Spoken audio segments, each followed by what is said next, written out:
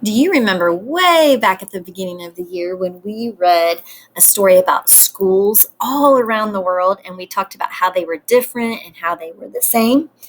In our story today, Homes Around the World, we are going to be talking about the different kinds of homes and houses that you would find in different countries all around the world. Now, Homes Around the World by Jaslyn Chan is an informational text. That's the genre, informational text. An informational text is about real people, real animals, real places, and real events. Informational texts contain facts, and these facts can be checked. Remember how we did fact and opinion? Well, these are facts that can be checked. An informational text might also use diagrams, photographs, or other types of illustration. And if you look at the photographs that are on this page, pages 6 and 7, these are not drawings that someone has made. These are actual photographs of homes around the world. Now, I want you to be thinking as we're reading, why would homes look different around the world? That's something to keep in mind. The comprehension strategies that we're going to use will be summarizing and clarifying. Summarizing and clarifying. So when you summarize parts of a story, it helps you keep track of what you're reading. It helps you focus on the important key details. All right. And if there's any gaps in what your understanding is, you might go back and reread a part if you are summarizing. Now, clarifying also helps a reader better understand what they're reading by stopping to figure out anything that might be confusing. And again, if something is confusing, you might go back and reread it. And it could be a part of the story that's confusing, or it could be an unknown word that makes confusing. But when you go back and take a look, it helps to clear up anything that you're not understanding. So let's go ahead and read Homes Around the World. Here you will see many homes and many faces in many different far-off places. Homes come in lots of different shapes and sizes. They are made of different things. Okay, so when I first looked at the photographs, I thought of all the homes that were kind of near each other because they look like they're close together. So I thought they were near each other. But as I look at the captions or these words that are next to the pictures, I see that these homes are in different places. These houses are all in different places around the world. And as I reread the beginning of the text, I see right here, the text says that you will see many homes and many faces in many different far off places. So now that makes sense to me. All the photos are of houses in different far off places. So let's kind of take a look. These are houses in Argentina, and I don't even know how to say that one. Lesotho.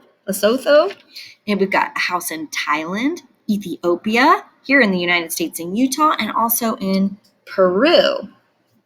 So some homes are big and tall. A lot of people can live there. Some are round and small. Those houses do not fit many people. Nature helps make some homes. Homes built in cliffs have protection. They stay cool when the sun is hot. It is not hot here. Grass grows on this roof. Check this out. There is actually grass growing on their roof, and that is in Iceland. Reeds grow in the lake near these homes. These huts are made of reeds. This house in Peru. These homes are made of mud. They are called beehive houses because of their shape. And this is in Syria. Now, there's a lot of information on these 2 pages about how nature helps to make some homes. Now, summarizing the information in these texts and illustrations will help me understand the key points about what we're reading. Nature helps make these homes by keeping houses cool that are built into cliffs or having grass growing on the top. So these 2 help keep things cool. Nature also helps by providing the materials sometimes, such as the mud to make houses or the reeds to make the houses. And some houses are even in the shape of things that are found in nature, like a beehive. There are different ways to decorate a house. Flowers add color to this home. They bloom in large boxes. They are flower boxes. This home is in Austria. Painters make interesting designs. The designs brighten this home in India. Wood carvers make fancy patterns. This is an interesting way of decorating a house. Check out this house in Russia. Instead of having shutters, they have wood carvings that surround their windows. Tiles can add color to a home. They make a nice pattern too. So this home has tile on the front in Portugal. Now, we've learned a lot of information about ways to decorate a house on these 2 pages. Summarizing helps us to remember the key points by restating the information in our own words. There are many ways to decorate a house, by painting, by wood carving, and even tile patterns. Did I forget anything? Yes. Also, the flower boxes. They can decorate a house too. Homes are found in different places. A treehouse is built high off the ground. A motorhome has wheels and moves from place to place. Some houses float. This house is also a boat. Here is another way to live on the water. This house is up on stilts. And this one is in North Carolina. That's in the United States.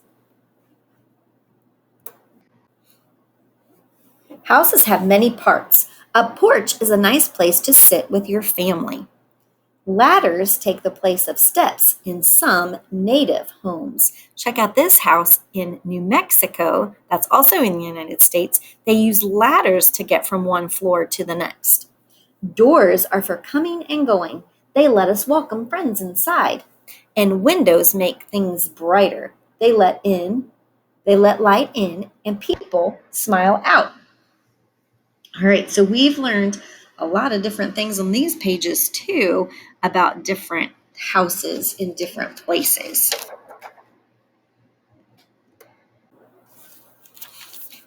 There are many kinds of homes in the United States. In cities, there are apartments and condos. People live close together. Okay, so I'm going to stop here because I'm a little confused about something I'm reading here. I read in this sentence, in cities, there are apartments and condos, and that people live close together. I see a photograph here of a city with many large buildings. And I know that cities have lots of people in them, but I don't see a picture of an apartment or a condo. I know that there can be many apartments in one building. So those big buildings in the photograph must show some places where people live, including some apartments and some condos. In cities, there are apartments and condos. People live close together. There is more space in the country. This farmhouse has lots of land. A log cabin can be cozy on a cold day. This home is in the mountains.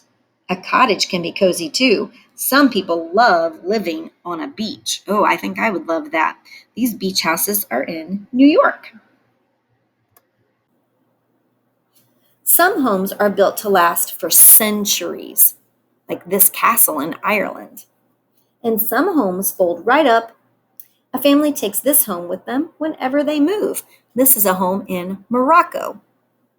There are many different kinds of places called home, but all over the world, homes are for living and homes are for enjoying. So, is there anyone else that's just a little bit confused about a home that can fold right up? So, let's look at this illustration on the bottom of page 18. I see a big blanket-like covering and like some rugs over some poles. It looks similar to like a tent, maybe used for camping. I've folded big blankets before, and it doesn't take too long, and it's definitely easy to carry and pack.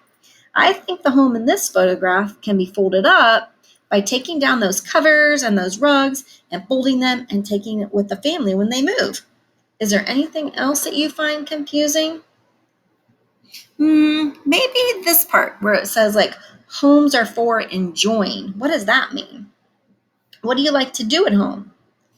Like eat dinner with your family, read. Right now you're doing schooling at home. I can think of a lot of things that we enjoy that we do at home, and I think that's what they mean by and homes are for enjoying. And homes are for enjoying. All right.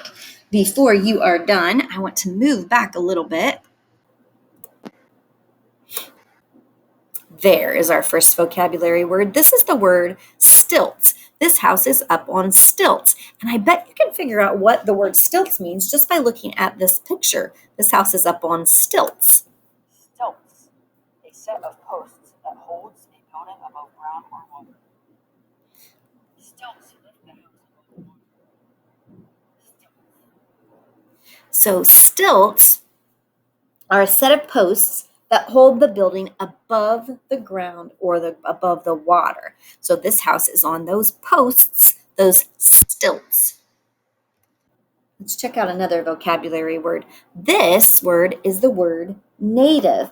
And native means being one of the original people or animals or plants in a particular place. So this home is a native home in New Mexico. So it's a home to one of the first people that ever lived in New Mexico. Those were one of the first people that were there, the native homes. Another vocabulary word is this word welcome. Welcome means to greet someone in a friendly way. So to say hello in a friendly way.